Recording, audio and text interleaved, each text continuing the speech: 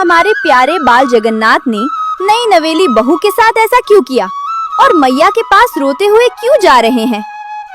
पूरी की उस सुबह में बड़ा ही चंचल माहौल था। सिंह द्वार के पास बाल रूप में ठाकुर जगन्नाथ अपने सखाओं के संग खेल में मग्न थे। हंसी, शोर और धूल के बीच अचानक एक सखा खेल छोड़कर तेजी से आगे बढ़ा। ठाकुर जी ने आंख मिचकाई और मुस्कुराकर बोले, अरे रे, इतनी जल्दी के शोर? सखा हंसते हुए बोला, प्रभु ससुराल की राह पकड़ ली है। बस यही सुनते ही जगन्नाथ जी ठिठक गए। बोले, पुरी, बरसाना, गोकुल सब जाने हैं, पर ये ससुराल कौन सा स्थान है? सखा बोला, प्रभु ससुराल का कोई नाम नहीं होता, जहाँ पत्नी रहती है वही ससुराल। ये सुनते ही ठाकुर जी का मुख गंभीर हो गया। मन में विचार उठा, तो फिर मेरा ससुराल कहाँ है? खेल वही छूट गया। हंसी थम गई और बाल जगन्नाथ सवालों से भरे हृदय के साथ चल पड़े, उस उत्तर की खोज में जो अभी उन्हें स्वयं भी नहीं पता था। प्रश्न मन में लिए बाल जगन्नाथ सीधे यशोदा मैया के पास जा पहुँचे। आंखों में नटखटपन नहीं, आज कुछ और ही था। होठ थरथराए और बिना कुछ बोले ही आंखों से बूंदें टपक पड़ी।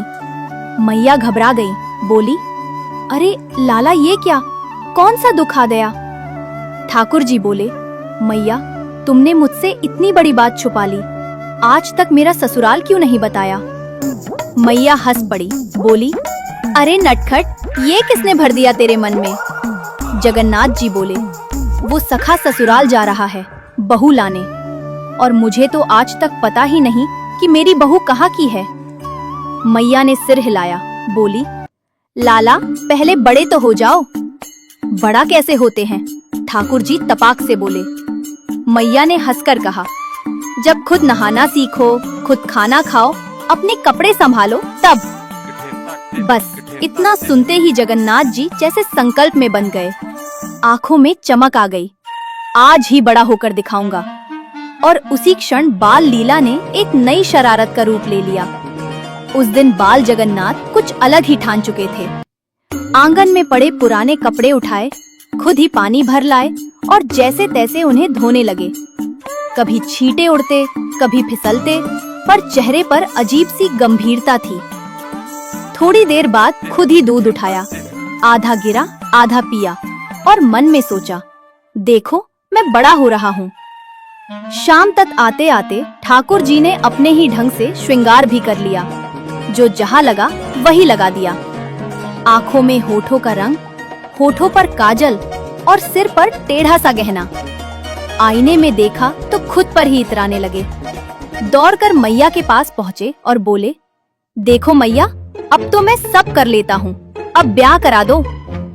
मैया मुस्कुरा दी, बोली, अरे लाला, बड़े ऐसे नहीं होते।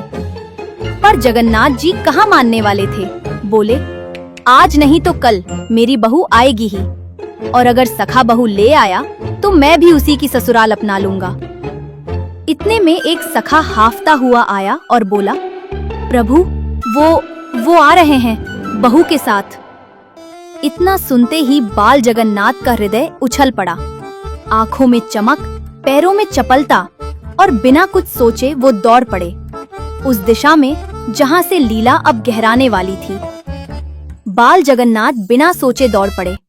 मैया रोकती रहीं, पर लाला कहाँ रुकने वाले थे। रास्ते में पता चला बहू को पहले ही समझा दिया गया है कि जगन्नाथ को मुख न दिखाना, पर ठाकुर जी ठान चुके थे। पालकी के पास पहुँचे, हाथ जोड़कर बोले, भाभी जी बस एक झलक दे दो। अंदर से कोई उत्तर नहीं आया। ठाकुर जी हंसकर बोले, जिन्हें योगी तपस्वी देखने को तरसते हैं उन्हें तुम अनदेखा कर रही हो। पर पर्दा नहीं हटा। जगन्नाथ जी मुस्कुराए और बोले, ठीक है, वचन देकर जा रहा हूँ, एक दिन तुम खुद मुझे देखने को तरसोगी। ये बात हंसी में टाल दी गई। किसे पता था कि ये बालक की बात नहीं, लीला की शुरुआत थी। दिन बीतने लगे। वृंदावन की हवा में अब नाम ही नाम था। कोई दही मत्ता तो वही ध्वनि भजन बन जाती, कोई चौका लगाता तो हर आहट में जगन्नाथ का स्मरण, हर मुख से वही चर्चा। उनकी आंखें, उनकी चाल, उनकी मुस्कान।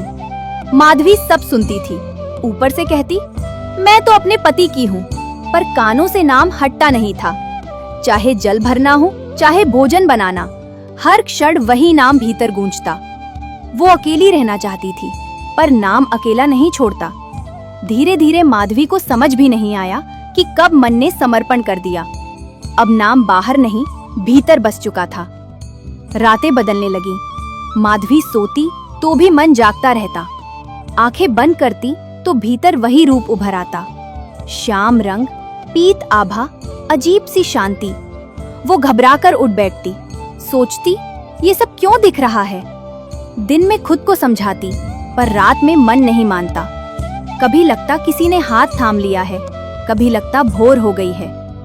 एक रात तो ऐसा भ्रम हुआ कि देर हो चुकी है। घबराकर उठी, मटका उठाया और अंधेरे में ही यमुना की ओर चल दी। रात और दिन का भेद मिट चुका था। मन अब आदेश नहीं सुनता था।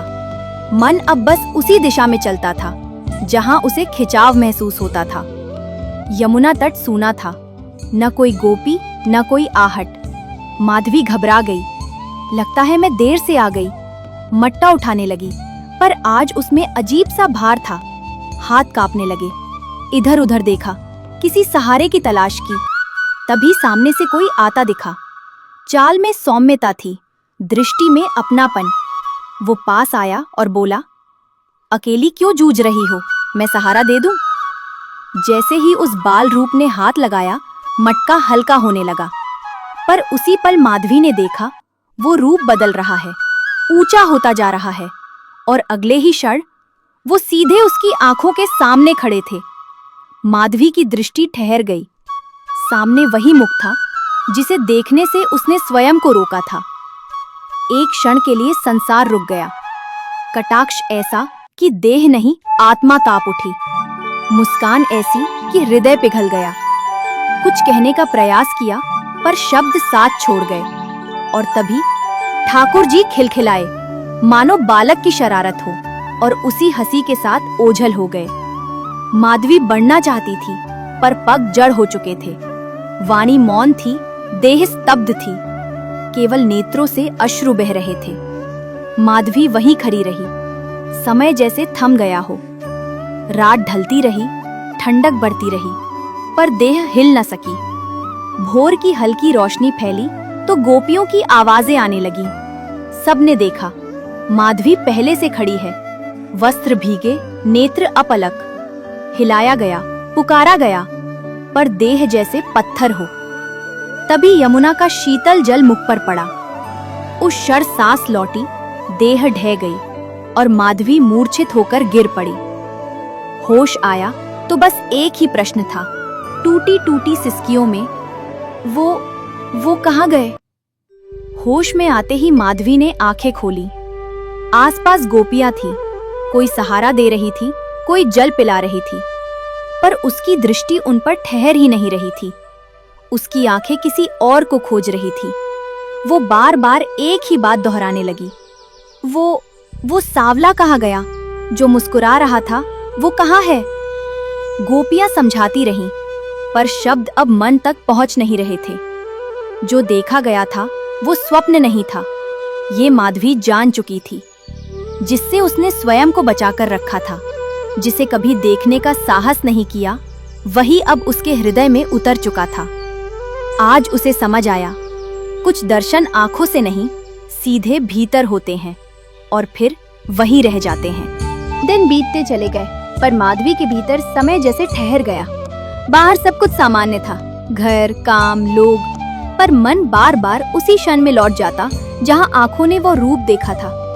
अब जब भी कहीं जगन्नाथ का नाम सुनाई देता, हृदय अनायास ही भर आता, और जब नाम न सुनाई देता तो भीतर एक अजीब सी रिक्तता खलने लगती। माधवी धीरे धीरे समझने लगी कि ये कोई क्षणिक भाव नहीं था, ये न आकर्षण था न जिज्ञासा।